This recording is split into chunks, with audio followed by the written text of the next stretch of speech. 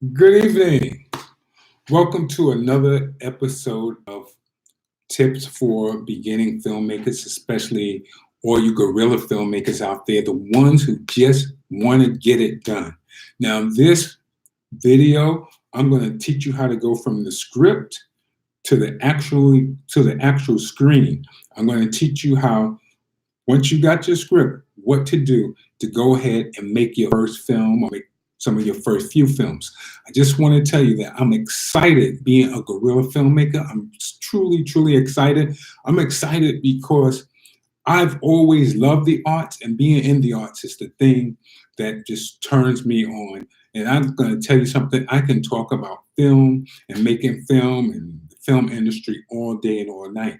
Now, you're in for a good one because today I'm going to talk to you about what to do after you've got that perfect script, or after you've got that great script. Remember, I just did a video last week and we talked about what it takes to get a great script. And just to go over it a little bit, you want a script that when you read it, every few pages you're jumping. Every few pages you're looking, oh wow, oh sweat, oh my gosh, oh this is great. When you get a script like that, then you know you have a film that's going to really mean something to someone. It should emotionalize not just you, but other people in your circle. And now the thing is, you can't just go for family and friends and yes people. You have to have a circle, and I have a little mastermind group of people that I trust when I finish a work, and they're going to give me a good review, criticisms on what to do to make it better. Now, the thing is, you don't want people in your circle who are just going to be yes people, and then you don't want people in your circle who want to be no people. You want to get people in your circle who are going to be open-minded, who's going to read the script as if they're part of your audience. So one of the things about your mastermind group is that you're going to develop a group that you can go to and you can take your ideas, you can show them your ideas, and when they see your ideas, they're going to say, hey, this is great, this is horrible, this is whatever, and they're going to give you true opinions. Now, that's the thing. You want to get a script that's going to turn everybody on, right? But now, what do you do after you get the script? Now let's say, okay, so you got the great script. Man, I'm telling you, you got the great script. And now you're ready to say, well, okay, what do I want to do? The first thing you want to do is do a script breakdown. And what do I mean by a script breakdown? You want to break down everything in that script. How many locations? How many scenes? How many sets? How many props? How many people? How many have, what your characters are wearing each and every scene. The reason you're going to break it down, and you're going to make it detailed so that when you look on the paper, you'll be able to say, scene one, I have 3 people. So-and-so's hair is going to be up. So-and-so has a bald head, right? You're going to have all those details, and you're going to do that to each and every scene. Oh, Sally has a gun in her hand. Bobby has a piece of cake. Charlie has a pair of sneakers. Whatever it is, that's what you're going to put in your script. Why? Because those props, those locations, those sets, those costumes, that's all going to be important to you when you go out to shoot your first film. So you look at all your props, you look at all your costumes, you look at every detail, every location, where they at, who's there, all of that, and you break it down step by step by step. Then after you do your script breakdown, then you want to look at, realistically, can you actually shoot this film the way it's written? Now, remember, I told you write a great script, right? And so when you're writing a great script, you don't have to really be budget conscious or location conscious when you write the script. But now, since you're thinking about shooting the script, now you have to start thinking about, okay, let's look at these locations. Let's see, a penthouse. A lot take place in a penthouse. I don't have a penthouse. I don't know anybody with a penthouse. So can I do it? Can I do it in a junkyard? Can I do it in a backyard?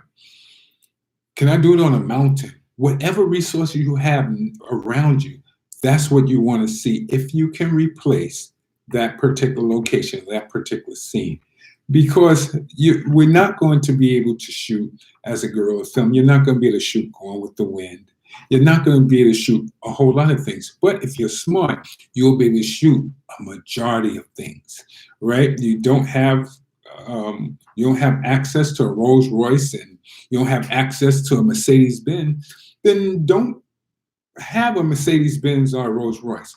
The thing about being a guerrilla filmmaker and getting this film done is that you're going to have to be flexible. So now you've written everything down. You've looked at it. You see what you have access to, what you don't have access to. There's a saying in business, they call it OPM, which is other people's money. Well, in guerrilla filmmaking, you have to use OPM, but you have to be able to, when you break it down, what it is you have to beg, borrow, and steal to get it done. Now, if you can't beg, borrow, and steal, and you don't think your project is worth you beg, borrowing, and stealing, then maybe you shouldn't do that project. Because, like I said, this thing has to be in you. It has to be in your heart. It has to be in your soul. If you're just trying to do this just to make money, you're probably in the wrong profession. You need to be a doctor or a lawyer or something, real estate. There's a whole lot of things that make a whole lot of money than film. So if you're going to do film, it got to be in your heart. It got to be something you want to do more than anything else that you want to do, right? So you have your breakdown. You know what you need. Then you have to start to look. And you have to look for who do I know that can do these things. Now, one thing is I don't like to hold auditions, but I hold auditions all the time. I just don't like the audition. When I look at a script, and sometimes when I'm writing a script, I have an actor in mind already, somebody I know, people I've worked with before who I know can do these roles. Or if this is your first time, people you know that can do it, right? Who can do this role? And when I'm writing the role and I'm writing it, I feel that person, I sense that person, I know what they can do, I know what they can't do. So when I'm writing, I'm keeping that in mind as I'm writing this character. Now, the other thing is, if you don't have an actor in mind, then write the character, have them be people you actually know and people you've known, right? So that's a tidbit that goes back to the writing. But every script that I write, every production that we do, I know those characters. And then I also know which actors can play those characters. Now, in the end, they may not play it because I may find someone better. They may not be available, whatever. But I know, and the dialogue and the situation is a lot more real because that person that I chose have either know that situation or I know them, and it's going to just work out that much better. So now you have it, and you're looking at your actors. You think about who your camera people is going to be. Now, if this is going to be your first film and you're going to be shooting yourself and it's just you doing everything, make sure that whatever camera you get, and I'm hoping that you don't get something too expensive, but whatever camera you get, between the day that you make the film and the day and the time that you think about making a film, that you spend all your free hours, every waking hour you have, you should spend it playing with that camera, experimenting with that camera, practicing color, practicing light, practicing everything with that camera, so that by the time you get to shoot, you know that camera like you know your left hand. You know that camera like you know your right hand. You know that camera as well as you know any other part of your body, because the camera is going to become part of your body. It's going to become part of you. So if you don't have a cinematographer yet, or you don't have a cameraman yet, you're going to be it yourself. But let me tell you something. In real life, I mean, listen, I know there's a lot of cinematographers. They're going to probably kill me. And they probably kill me because they look at films, they look at what we're doing now and say, wait a minute, why are you shooting like that? Listen, let me tell you, we're talking guerrilla filmmaking, I'm talking tips for beginning filmmakers. Let me tell you something. You don't have to have a great cinematographer to do your first film. You can shoot it yourself. And shooting, and I'm going to tell you something, and I know a lot of people ain't going to like this. Working a camera, there's nothing so complicated about working a camera. You aim it, you point it, you shoot. You press the button and it records. That's all it is. See, you have to start in your basics. Of course, there's other things you can do. Of course, there's other ways. Of course, you can light it properly and put it in the right spot for sound. Of course, you can do that. But the thing is, because you're beginning, the thing is you want to be able to get the basics done. And then you got your camera, you got your people, you got your actors in place, right? When you talk to your actors, I tell you, one of the things is talk to them in a very respectful manner. Find out what their interpretations are. Allow them to talk to you. Allow your crew to talk to you. Whether you're going to do hair and makeup. Now, what about budget, right? Because now you got a camera, right? You got a camera. If you're looking at this on YouTube, you got a camera in front of you. Your laptop is a camera. Your phone is a camera. You don't have to go out and buy an expensive camera. Today's iPhones are higher quality than some of the $4,000 and $5,000 cameras that's already out there.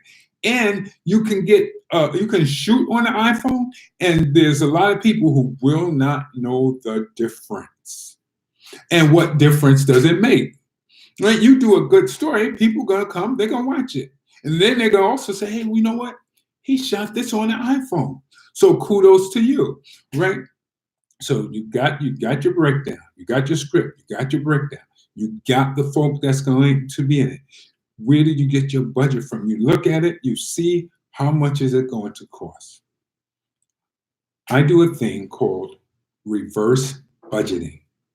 Remember that word, reverse budgeting. Reverse budgeting is really, really important. Reverse budgeting, what that means that you look at what money you have available, what's in your bank account, what you can spend, and you shoot that film for what is in your budget. A lot of filmmakers go out, they stop paying rent, they stop paying mortgage, they do all kinds of stuff to get their films done. And we're guerrilla filmmakers, and we're gonna have to do some things. But let me tell you, don't stop paying your rent. Don't stop paying your mortgage. It's not worth it. What you do is you look at what you got. What do you have above your mortgage? A few $100s, a few $1,000s? Then that becomes your budget for your film. Because you, in the end, when you're finished as a guerrilla filmmaker, you're going to want to eat, and you're going to want to go out, and you're going to want to do all kinds of other things. And so what you have to do is you have to make sure you budget it where you can stand it. Don't hurt yourself to do a film. There's plenty of stories of even big films where people have mortgaged their homes and sold certain things and did this, that, and the other because they knew in their heart that they had the next great hit. And let me tell you something, no matter who it is, whether it's the great Spike Lee, Steven Spielberg, any of them, not one of them, nobody can tell you what is going to be a big hit. Nobody can predict it. Nobody's going to be able to predict how you're going to make money or how much money a film could make. Don't you know, if you're a guerrilla filmmaker, a beginning filmmaker, any kind of filmmaker, if you can guarantee it, you will have a line at your door so long you couldn't even talk to everybody in 2 years, 10 years, because everybody want to make money on their films. So what you're going to do is you're going to take your budget based on what is in your bank account, and you're going to budget your film based on what is in your account. And what do you do with your actors, your writers, your producer, whoever you have on set? You're going to have to do a deferred payment plan, or you're going to just say, hey, look, we're going to do this for no money, or you're just going to do it just to build your company and get you where you need to go and where you need to be. But you don't hurt yourself, and you don't hurt anybody else. You're going to have people who are excited about it, who's ready to go and ready to do this, and they may want to pump money into what you're doing. Now, the thing is, it's good to accept help, but don't take unnecessary help. Don't you have somebody that's excited? She want to put $3,000 or $4,000 in, and this is her first project, your first project. If you budgeted it already for $500, just shoot at the five, right? Shoot at the five. People know they're not going to compare you with going with the wind. They're not going to compare you with do the right thing. And even if they do, it doesn't matter, right? What matters is that you go out, you shoot it, you have fun doing it, and then once it's out there, you'll be able to make your money back, right? Later on, I'm going to tell you how to make your money back. So you go out, you shoot, you schedule your locations, you call everybody up, you'll have your big production meeting, and you shoot. Shoot right away, right? Don't wait until a year's gone by. Thank you so much. Thank you so much. Let's see. Great work on the Jose. Thank you. Thank you. Yes, may he rest in peace. Thank you so much. But this is what we do. We make sure we go out and we get it done. You get it done with the money you have, and don't go overboard. Don't go overboard. Just keep pushing. Keep pushing. So you get your crew, get everybody together, schedule it, go out. Don't let anything stop you. The worst thing to do is to not start. And there's a lot of reasons to not start. You don't have the right equipment, you don't have enough people. Let me tell you, one person is all you need to do a film these days. You get one cameraman, you get one actor, you can have a film. Listen, it's been 15 minutes. I can talk about film forever. Next week, I'm going to have some more tips. I really thank you for coming in and listening. I thank you for your comments. Listen, don't forget to subscribe below, right? Subscribe, and I really love your comments. We're going to continue to talk about film next week. In fact, even tomorrow, I have a young lady who's in our newest film, Dead to Right. She's going to be talking about the film process, what she learned, how she liked working with us, right? Guerrilla Filmmakers, where's that? I'm telling you, I don't want to do anything else in life. This is what I'm doing. I love the life I live. I'm going to live the life I love. I'm just in such a great place right now. Thank you very much for your comments. Yes, Jose, I loved Jose. It was a great film experience. We're talking about the film Brooklyn Gangster. That's the name of the film that he just commented on. Brooklyn Gangster, that's the Jose Lucas story. You can get that on Amazon Prime. And you can get a lot of my films on Amazon Prime. So look me up, Amazon Prime. Get some of my films, get used to the work we've done, the work we're doing. Most of the films that we've done is very low budget. Some of them have no budget. We've eaten jelly beans as dinner on some films, and then some films I've done for 6 figures. So that's it. I truly appreciate you taking time out of your busy schedule, and thanks a lot, and we'll see you at the top.